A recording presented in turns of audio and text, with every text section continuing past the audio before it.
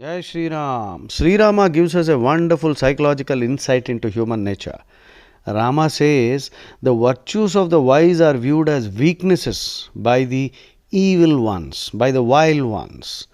The shloka in Ramayana 6.21.15 is Prashamascha. Prashamascha means forbearance, patience. We normally, spiritually mature people show a lot of patience. They tolerate a lot of nonsense. Prashamascha, kshamacha, eva, arjavam, being straightforward. Priyavadita, polite spoken. Asamarthya falahyete nirguneshu satanguna.